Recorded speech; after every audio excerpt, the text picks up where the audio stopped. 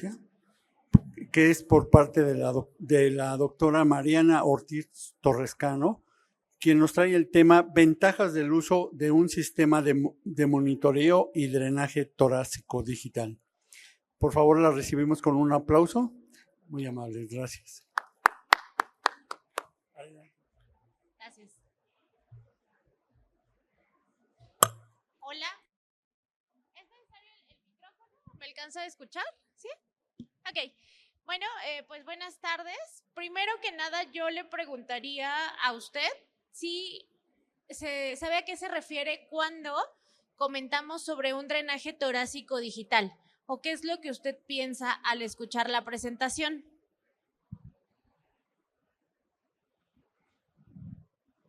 Bueno, cuando es un drenaje torácico quiere decir que el paciente tuvo algún accidente, puede ser automovilístico, ¿no? Ok. Otro podría ser por alguna patología que presente el paciente.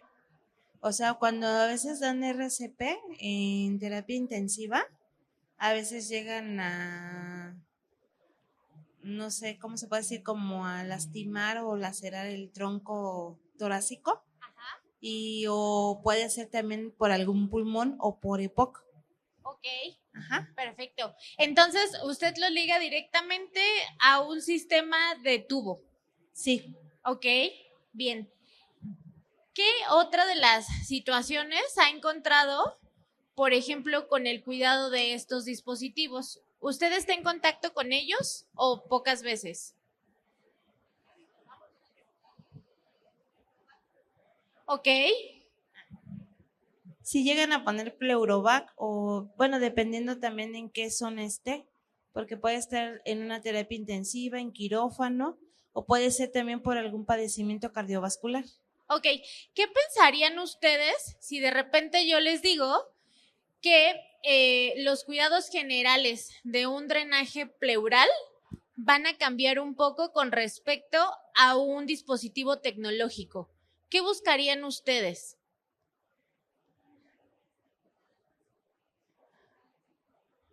Ok, perfecto.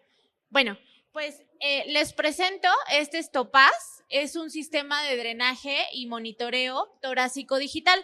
Ahorita hablaremos un poquito sobre este, pero estaría muy bien que tuviéramos una parte de los antecedentes. Para empezar, pues prácticamente la invención del drenaje torácico se atribuye a Hipócrates. Después de esto, pues los sistemas de drenaje cerrado van modernizándose de alguna manera para evitar que haya acúmulo de aire o de líquidos dentro del tórax del paciente, por ahí del siglo XIX. Y el sello de agua directamente se lo debemos al doctor Gothard en 1891.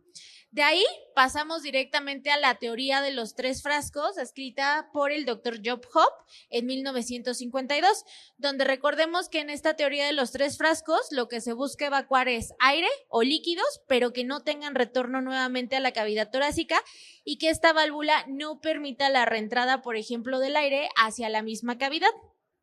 Bueno, ahora, ¿cuál es en general? ¿Qué es un drenaje torácico y para qué sirve? O un drenaje pleural. En general ya nos hizo favor de describirlo, pero este se va a denominar a un sistema hermético que mediante uno o varios tubos conectados va a encargarse de drenar directamente, puede ser aire, puede ser sangre o puede ser líquido de la cavidad torácica hacia un dispositivo, que este puede ser, por ejemplo, el dispositivo de los frascos, de los 3 frascos, con el objetivo de poder facilitar la reexpansión pulmonar y de favorecer la dinámica respiratoria, porque si bien he dicho, ya nos han comentado que, bueno, este tipo de dispositivos se colocan para poder restablecer la dinámica respiratoria. ¿Se escucha? Sí. Por ejemplo, cuando hay algún trauma torácico, como por ejemplo un motociclista que sale proyectado, ese es uno, hay fractura costal o fracturas costales múltiples y generalmente para evacuar la sangre que se haya quedado dentro de la cavidad, inicialmente lo que van a hacer es colocar una sonda y evacuar, ¿no? Sacarlo de ese peligro mortal que puede tener y ya después explorar y ver qué otro paso se tiene que seguir. En el caso, por ejemplo, de la cirugía postcardíaca, ese también es muy importante. Generalmente los pacientes pueden salir con 1, con 2 o con 3 sellos de agua, dependiendo de cuál haya sido el abordaje y cómo haya estado de complicado, porque lo que necesitan es evacuar primero sangre, ¿no? Y segundo, necesitan que ese pulmón reexpanda y no se haga un neumotórax ni tampoco alguna complicación en este sentido. Ahora, también, por ejemplo, pacientes oncológicos.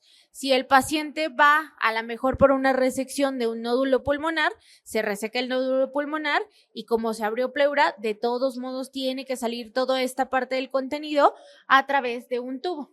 Ahora, el objetivo principal, o bueno, la mayoría de las ocasiones que pensamos en un drenaje torácico, justamente pensamos en este tipo de sellos, en los sellos pleurales, que son sellos de 3 cámaras, que están conectados directamente al paciente por medio de una sonda, y estos a su vez van a ir conectados directamente a la succión de pared, y nos van a proveer más o menos, dependiendo de la cámara, de cómo la llenemos, de entre 20 y 60 centímetros de agua, ¿no? Pero generalmente 20 centímetros de agua. Ahora, una de las situaciones importantes es que este tipo de dispositivos, pues bueno, se tienen que mantener conectados a la succión de pared. Por lo tanto, disminuyen o merman la movilización del paciente, y no porque el paciente policontundido se vaya a parar al otro día a caminar, ¿no? Sino porque cuando hay que hacerle algún tipo de estudio o algún tipo de escrimaje extra, pues limitan mucho más la movilidad. Adicional a que, bueno, dependiendo de las características del que estén utilizando en ese momento, suelen tener ciertas complicaciones a la hora del cuidado, como es la contaminación de las cámaras o que se pase líquido de una cámara a otro, y la parte de la cuantificación de los líquidos. Ahora, prácticamente dentro de los drenajes, pues los podemos dividir en 2 tipos de drenajes. En drenajes pasivos, como puede ser la válvula unidireccional, que solamente va a permitir la evacuación de líquido o aire hacia la cavidad externa, o por ejemplo, con el sello de agua a las 2 botellas, y los drenajes activos, que justamente son la parte de los sellos pleurales y este equipo que se llama Topaz. Ahora, ¿por qué es importante poder nosotros restablecer la dinámica respiratoria? Recordemos que anatómicamente el tórax está formado por el tórax óseo, que va a tener 12 paras de costillas articuladas directamente por el esternón, y que estas a su vez van a estar unidas o articuladas por la parte de los ligamentos y también los músculos de la parrilla costal. Y esos finalmente, a su vez, adicional al diafragma, van a ser los que van a ejercer la función de inspiración y expiración. Si por alguna de las situaciones, por ejemplo en el trauma, se llega a romper esta dinámica, pues es importante volver a restablecerla, ¿no? Porque finalmente está ahí la parte de los pulmones, ¿no? En la parte justamente de la situación de los pulmones, pues bueno, aquí es importante observar 2 situaciones. Siempre vamos a tener al pulmón revestido de la pleura visceral, que es esa pequeña capita que lo está recubriendo directamente al órgano, y la pleura parietal, que es la que va a ir pegada a la pared costal. En específico, esta tiene por objetivo, pues, provocar que haya directamente un deslizamiento, pero no un roce entre ambas situaciones anatómicas, para que el pulmón pueda estar expandido y pueda tener sus funciones normales. Sin embargo, por ejemplo, otra de las situaciones donde también es necesario el utilizar un tipo de drenaje torácico es cuando tenemos demasiada formación de líquido. Eso también puede ser una de las situaciones. Ahora, las características del espacio pleural en general, pues es que se produce de 2 a 4 mililitros por minuto de líquido pleural, y vamos a tener una presión entre -5 y -7.5 centímetros de agua, y le va a permitir pues directamente lubricar y el deslizamiento de las pleuras y garantizar una expansión y adecuada ventilación pulmonar. Ahora, adicional, por ejemplo, al trauma torácico que ya habíamos hablado, a la parte oncológica, que puede ser que empecemos a generar mucho más gradiente de volumen, o, por ejemplo, directamente a la cirugía cardíaca, también hay otras situaciones donde habría que evacuar este tipo de líquidos o contenido del tórax, como lo puede ser, por ejemplo, en el neumotórax, en el hemotórax y en el tórax o el hemotórax a tensión. Ahora, consideraciones quirúrgicas donde generalmente se puede utilizar este tipo de situaciones: neumotórax, hemotórax, derrames pleurales o pericárdicos, tumores, traumas, cirugía cardíaca y cirugía torácica. Ahora, en el caso, por ejemplo, de por qué tendría que jugar un papel importante el tener un adecuado drenaje torácico en los pacientes posoperatorios de cardio, ¿qué me podrían ustedes decir? ¿Cuáles serían sus situaciones y sus apreciaciones clínicas con respecto al cuidado de estos pacientes en la terapia posquirúrgica? ¿Qué cuidarían ustedes?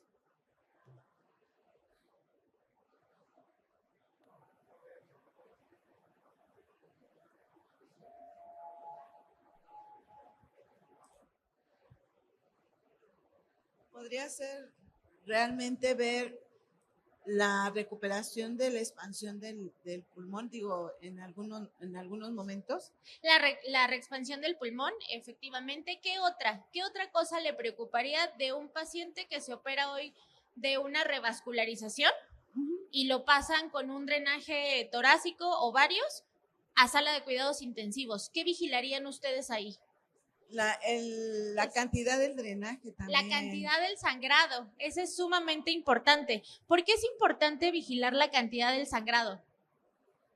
Bueno, podría haber alguna fuga de la misma revascularización que hay. Ajá. Y caer en una situación muy, muy grave. Ya de por sí está grave, pues va a estar más grave todavía, ¿no? En un tamponade, efectivamente. Sí. Entonces, primero, por ejemplo, en la parte del paciente postquirúrgico cardíaco, lo que se busca ahí, adicional sí a reexpandir la pleura, porque no muchas de las ocasiones se hace un procedimiento en la pleura, pero sí se le puede dar un rasgón sin querer.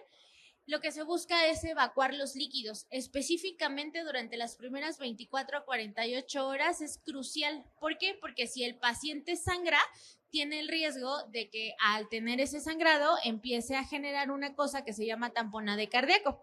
Y adicional a que justamente esa sangre va a estar ocupando un espacio que no está previsto dentro de la cavidad torácica, pues imaginen, ¿no? Entonces empieza a ocupar la parte de directamente toda la cavidad torácica y entonces está oprimiendo y desplazando las demás situaciones anatómicas. Eso por un lado. Y la segunda, pues al final del día es una situación inflamatoria, ¿no? Entonces, en ese tipo de situaciones es donde se tiene que tener un estricto control. Ahora, si para el adulto es importante, para el pediátrico es muchísimo más. ¿Qué sucede? Cuando hay este tipo de abordajes quirúrgicos, pues bueno, los más comunes van a ser revascularizaciones, pero también va a haber recambios valvulares, pero también va a haber, por ejemplo, también la parte de algunas ventanas torácicas que el cirujano cardíaco tenga que hacer, justamente para evitar pues todas estas situaciones, ¿no? Ahora, importante. ¿Les ha pasado, o bueno, ustedes saben que finalmente un drenaje torácico tiene que estar conectado directamente a la succión de pared? ¿Qué sucede con esta succión de pared? ¿Cómo es? ¿Es ruidosa? Esa es una, ruidosa. ¿Qué más aparte de ruidosa? Se puede cortar o se puede hacer no una succión, sino una succión reversa y entonces estamos en un problema. ¿Qué otra cosa?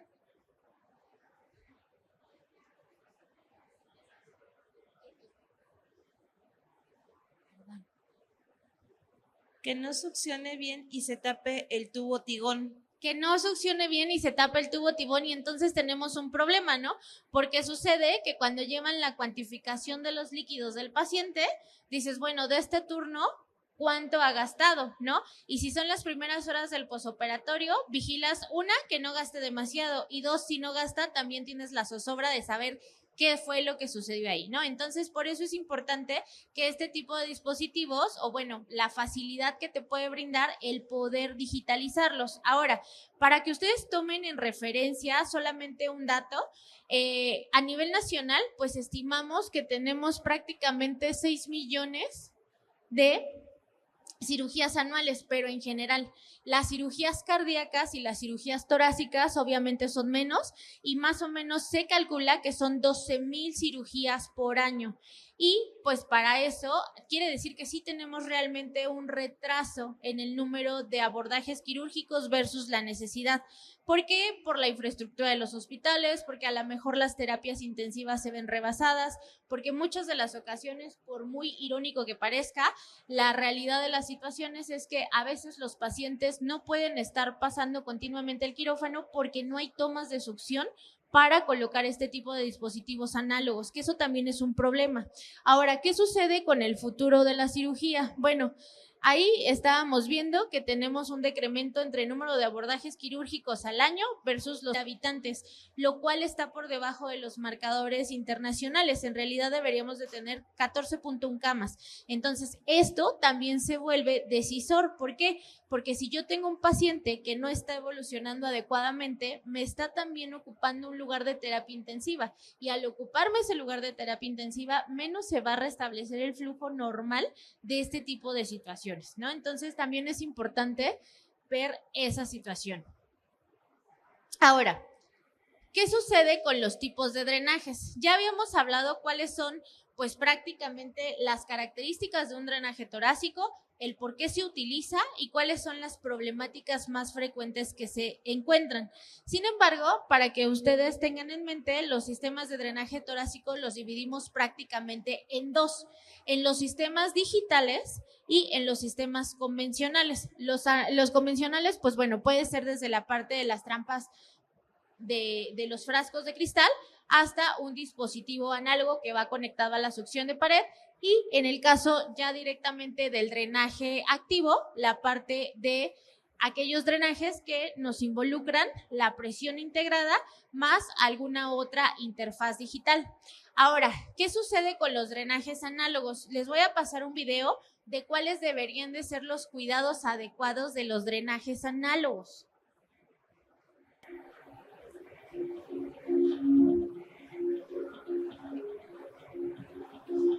¿Qué es un drenaje renal? Sistema de evacuación de aire, líquido y o sangre a través de uno o más tubos colocados en la cavidad renal o en el intestino. ¿Para qué se utiliza? Para extraer aire, líquido y o sangre, restablecer la presión negativa en la cavidad renal, permitir la reexpansión pulmonar. Cuidados del drenaje renal durante la hospitalización. No vincular ni lograr conexiones del drenaje renal. Observar sangrado posible de infección y avisar si es abundante.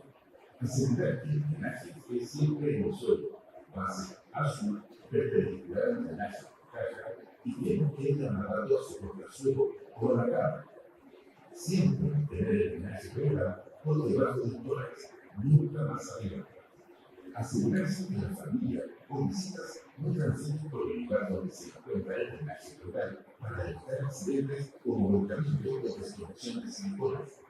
Las pinzas azules que están en la habitación serán usadas solo en caso de emergencia, tales como desconexión de siliconas, que se rompa caja de drenaje o por indicación del médico. Levantarse siempre asistido por personal de enfermería y o kinesiólogo, nunca solo. Solo la enfermera puede conectar o desconectar el drenaje de la solución central, medirá el drenaje y valorará la vida cada 12 horas y o cuando sea necesario. Siempre tener precaución de no realizar movimientos bruscos. Cuidar que la silicona no quede enredada entre las barandas para evitar retiro de drenaje. Si es necesario realizar un examen fuera de la habitación, deberá ser acompañado por la enfermera local. El drenaje bucal será retirado por médico tratante previo al alta en la habitación. Dar aviso a la enfermería en los siguientes casos: dificultad para respirar, tos repentina, dolor torácico, sangrado importante, sensación febril, caída o volcamiento del drenaje, desconexión de drenaje, cuidados al alta, administración de medicamentos y dieta alimenticia según indicación médica, reposo relativo, no realizar actividad ni esfuerzo físico, evitar que se mojen sellos operatorios, si ocurre, utilizar secador con aire frío o Si el sello se desprende, reemplazar por uno nuevo. Privilegiar posición semi-sentada para mejor reexpansión pulmonar. Consultar al médico tratante en caso de tener que realizar viaje en avión dentro del primer mes postoperatorio.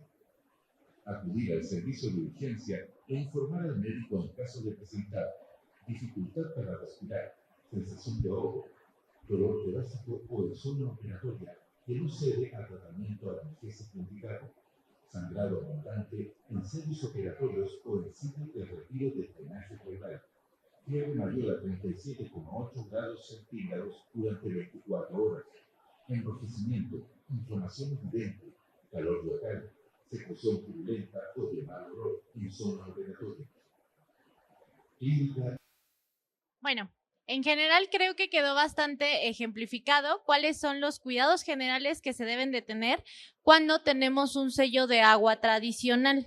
Ahora, díganme ustedes, en su práctica, ¿cuántas de las veces esto se lleva a cabo sin tener que cambiar el sello más de una ocasión? Si no pasaron, lo patearon, si no, sin querer, se contaminaron las cámaras, si no, a lo mejor entre manipular al paciente para llevarlo a algún estudio, sin querer se hizo el movimiento de estas y bueno, ya no tenemos la cuantificación exacta. O bien, lo tienen que estar rellenando de agua constantemente para seguir provocando que, bueno, siga con el burbujeo y siga la captación de los líquidos. Entonces, en teoría, estos deben de ser los cuidados que se deben de tener de un control estricto de un drenaje torácico. Ahora, dentro de los sistemas análogos, hicimos directamente unas preguntas con el personal a cargo de las terapias intensivas, donde ellos veían como las mayores situaciones de conflicto, no de conflicto, sino de cuidado que tenían que poner y también con respecto a la calidad de recuperación del paciente, porque si bien es cierto, este tipo de dispositivos van conectados a la succión de pared y al borboteo, pues no son silentes, son bastante ruidosos. Entonces, tener un paciente posquirúrgico en convalecencia es complicado. También la parte del alto nivel de decibeles para la parte de la recuperación.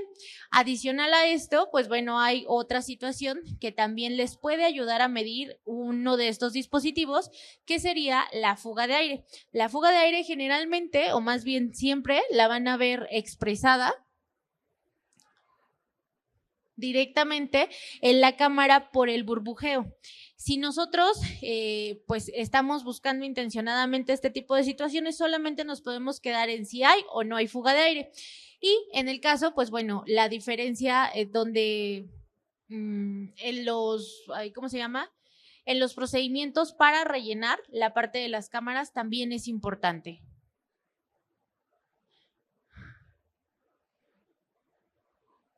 Ahora, pasamos ya de lo que es un drenaje análogo a lo que es un drenaje activo o digital. Prácticamente Topaz es un drenaje torácico digital que les va a permitir en tiempo real la monitorización real de los fluidos, la fuga y la presión. Adicional a esto, bueno, lo podemos utilizar prácticamente cuando necesiten drenar líquidos, monitorizar fugas y reexpandir el pulmón. Luego, entonces, esto quiere decir que para todos los escenarios que les presenté anteriormente, puede ser de utilidad el tener un dispositivo de drenaje torácico digitalizado.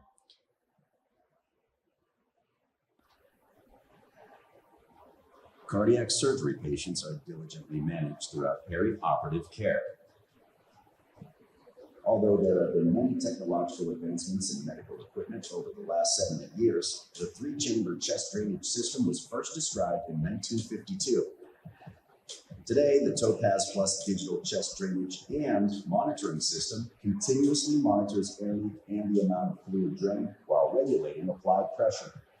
Topaz Plus provides objective data trending, more effective blood drainage immediately after surgery, and optimizes chest drain management for safe and early chest tube removal.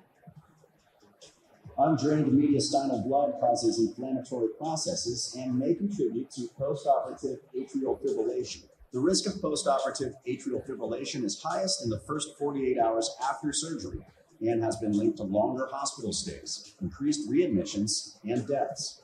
Experts agree that the golden first hour after cardiac surgery is critical. Systems that require wall suction cannot guarantee immediate application of drainage. Topaz Plus provides more effective blood drainage immediately after surgery. The battery-powered system provides uninterrupted, continuous drainage with a self-clearing tubing. This facilitates post-op transfer and promotes early mobilization. Chest tubes are very painful for the patient. Early chest drain removal limits pain sensation and simplifies nursing care without increasing the need for secondary pleural puncture. Therefore, a policy of short drainage should be recommended. In a randomized controlled trial, cardiac patients treated with Topaz Plus had their drains removed 25% earlier, with a reduction of drainage-associated complications. Enhanced recovery programs aim to minimize patient recovery time, reduce near-miss events, and reduce length of hospital stay. Deliver safer care for enhanced recovery with Topaz Plus. Access objective measurements and data trends during the critical post-op window. Enhanced recovery with early patient mobilization and optimized chest drain management for safe and early chest tube removal. With over 10 years of clinical digital chest drainage experience, over 40 clinical studies, with more than 2 million patient cases, including more than 100,000 cardiac cases, Topaz Plus provides safer care for enhanced recovery. Ok, bueno, creo que notaron la diferencia tan amplia que existe entre un drenaje análogo versus este digital. Quizá la primera y la más marcada es que es un drenaje seco. Ajá, no se tiene que estar prellenando con agua, es decir, en el quirófano o en la sala de urgencias o en la misma habitación del paciente, si es que en ese momento se coloca la sonda, así tal cual se coloca la sonda del paciente, se acopla al tubo y esta sube al canister y a la máquina. Ahí evitamos justamente el sesgo de la parte del llenado. 2, no tenemos ese riesgo, como es un drenaje unicámara, no tenemos ese riesgo de que se contamine una cámara y otra al movimiento del paciente. Si se dieron cuenta, es una máquina pequeña. Para que ustedes dimensionen, el peso de la máquina es de 1,2 kg. Entonces, prácticamente, volvemos al punto, si es a la mejor mínima invasión, a lo mejor el paciente al otro día se levanta de ambular, pero si no fue mínima invasión y tuvo que ser una cirugía abierta, sí va a facilitar mucho la parte con el personal operario. ¿Por qué? Porque el camillero no va a tener que estar haciendo tantas maniobras, no va a tener que estar pasando tanque de oxígeno, pinzar, despinza y todo eso, ¿no? Entonces, esa es una parte importante. Otra de las partes muy importantes es que no se conecta la succión de pared.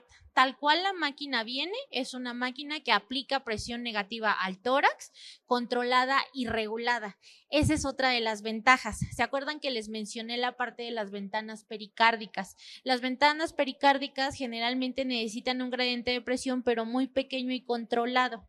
La presión que nos puede dar el equipo es de menos 1 centímetro de agua la más pequeña y menos 102 centímetros de agua la más grande. Por lo tanto, lo podemos utilizar tanto en población pediátrica como en población adulta. Y eso es una ventaja.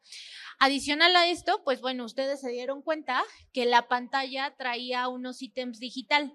De un lado se visibilizaba la parte de la fuga aérea y del otro la parte del récord de líquidos. Es decir, la máquina les puede dar la ventaja de poder identificar directamente en el posquirúrgico inmediato, por medio de la pantalla, le ponemos un timer y entonces si en ese momento se colocó y hasta que pasó a la terapia intensiva, que por lo regular es 1 hora, yo puedo saber en ese momento cuánto líquido gastó, cuánto líquido drenó ese paciente. Y adicional a eso, ahorita lo vamos a ver más adelante en las fotografías, hay 2 menús para que, por ejemplo, cuando esté en la terapia intensiva, pueda registrar cada 8 horas y cada hora en el caso, por ejemplo, de los pacientes pediátricos. Y esto también va a ayudar al cirujano a poder tomar la decisión de retirar o no anticipadamente los tubos. Ahora, otra parte muy importante, este tipo de dispositivos no se ordeñan. Como traen la misma presión negativa y está conectada a la sonda pleural, lo que va a suceder es que todo el tiempo va a estar succionando de una manera continua, pero la máquina aplica cada 5 minutos un efecto de presión positiva que va a evitar justamente que el tubo se pueda obstruir. por lo tanto ya no hay que estarlo manipulando. Ajá.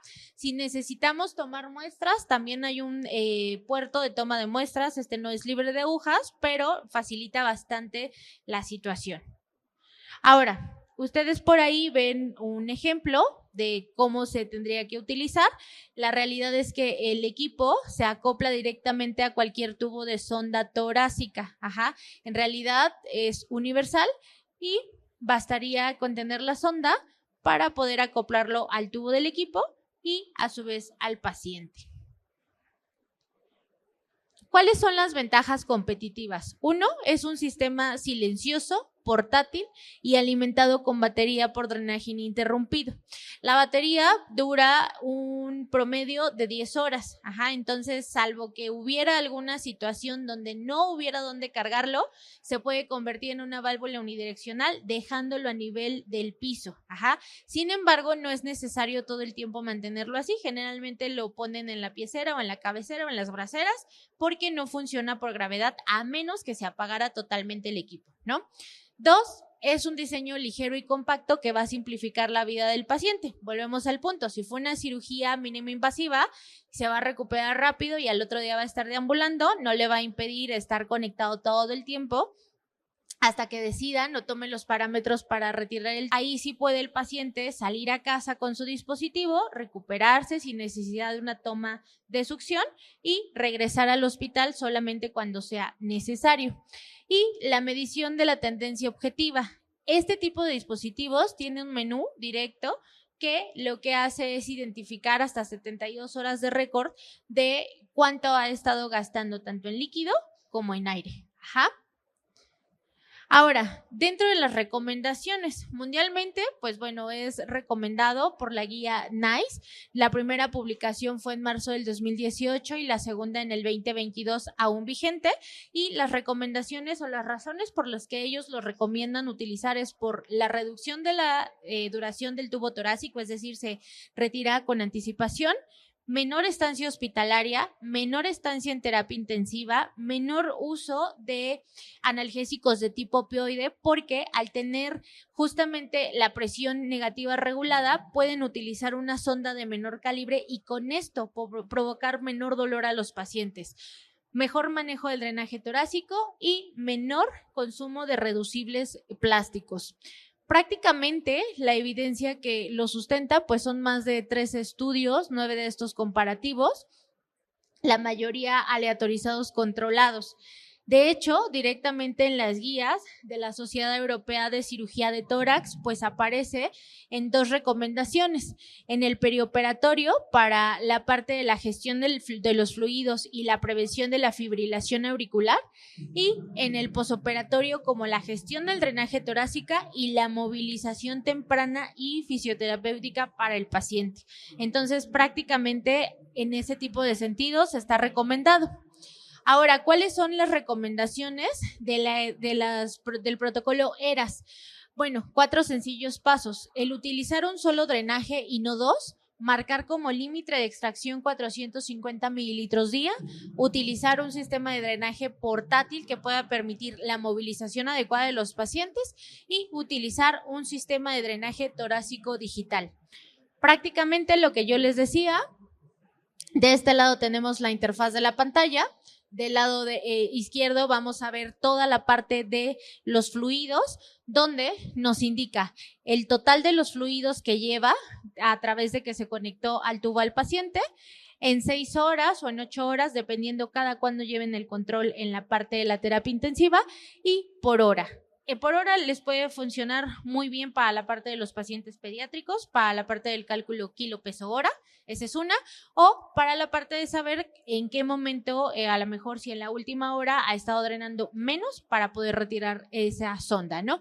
Y del lado derecho tenemos directamente la parte del volumen en mililitros minuto, es decir, si hay por ahí alguna comunicación entre los bronquios, si hay una fístula o si hay una fuga aérea persistente, la va a identificar, pero la va a expresar ya en mililitros minuto y no por burbujeo.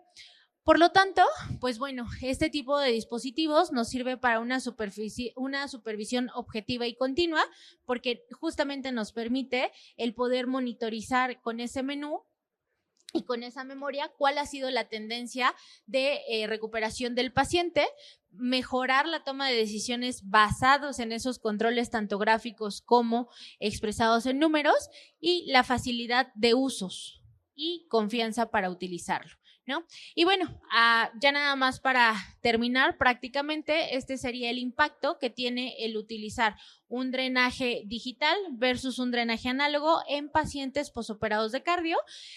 Prácticamente se toma una muestra de 1,222 pacientes con revascularización miocárdica o procedimiento de válvula mitral. Al final se terminan analizando 1,049 pacientes y se compara entre utilizar un drenaje análogo versus un drenaje digital, donde pues prácticamente la tasa de reexploración para aquellos pacientes que llevaron un drenaje análogo fue del 3.7 versus el 1.2 de aquellos que utilizan un drenaje digital. En la parte de la fibrilación auricular, que es una complicación, prácticamente se disminuye a la mitad y la mortalidad pues fue del 1.6 para un digital y del 0.8 para perdónenme, del 1.6 para un análogo y de 0.8 para los digitales.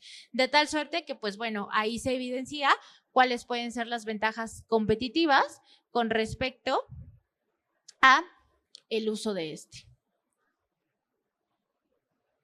¿Sale? No sé si hasta aquí tienen alguna duda o comentario, ¿no? Y bueno, estos son los insumos que se utilizan por lo regular para activar la terapia. Y al final les dejo por ahí un QR donde ustedes pueden bajar el simulador del equipo, tanto en Android como en iOS, para que puedan empezar a manipular el equipo y puedan ver cuál es la interfaz tan amigable que tiene. ¿Alguna duda? ¿Preguntas?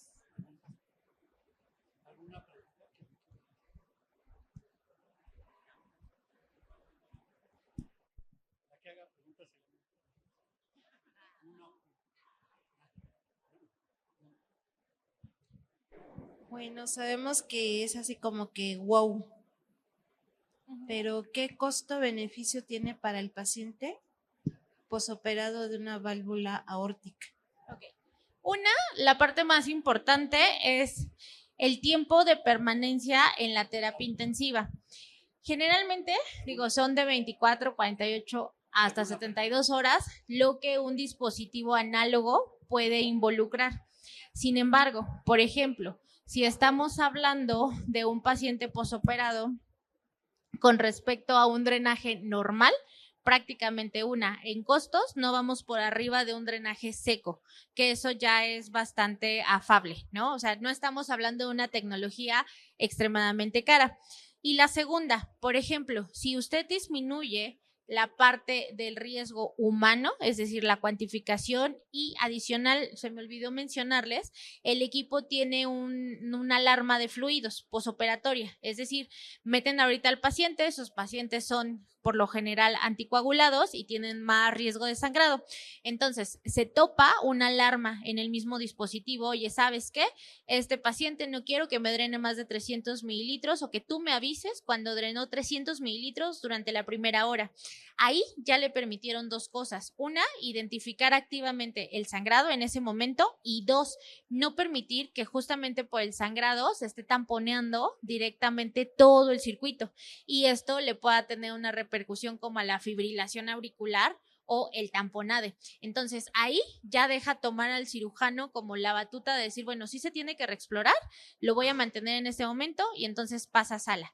Y la segunda yo creo que es la más importante en cuestión de costo-beneficio en la institución pública.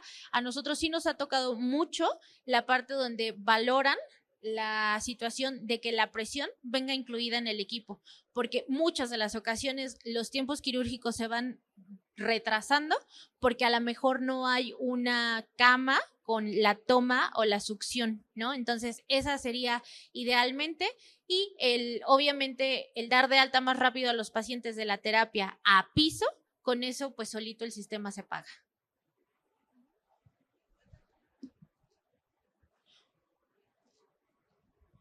Bueno, tú hablabas de la cirugía cardiovascular pero ¿qué tan factible es este sistema con los pacientes con trauma torácico? Ok, en los pacientes con trauma torácico, pues bueno, finalmente son hemotórax o neumotórax, ¿no? Entonces, prácticamente puede ir enfocado en esta situación. Ahora, parte importante, si el paciente a lo mejor tiene múltiples fracturas costales, pues definitivamente van a necesitar reparar a lo mejor con algún tipo de material de osteosíntesis y siempre van a dejar un drenaje, ¿no? Por lo general son de retirada temprana, pero si a lo mejor el trauma fue más severo e involucró el tener que quitar algún segmento del pulmón, esto va a ser de suma utilidad. ¿Por qué? Porque aunque hayan quitado en agudo ese segmento del pulmón, no le garantiza que en ese momento hayan hecho la anastomosis o haya hecho el sello perfecto. Entonces, en algunas ocasiones puede quedar la parte de la fuga aérea persistente, no darse cuenta en ese momento el cirujano y ahí puede aplicar perfectamente. ¿Por qué? Porque tiene el monitoreo de los fluidos, pero también le va a avisar si tuviera algún tipo de fuga aérea. Y entonces eso también ahí en los pacientes de trauma es apreciado. ¿Alguna otra pregunta? ¿No? Pues. Bueno. Suba, doctora, por favor.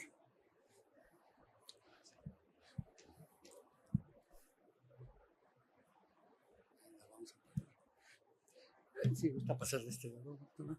Pues, en nombre del Comité de Medical Expo, quiero expresar un sincero agradecimiento a la licenciada Mariana Ortiz Torrescano, así como hacerle entrega de este presente y un reconocimiento. Muy amable por su participación. Y Medical Expo le entrega su diploma.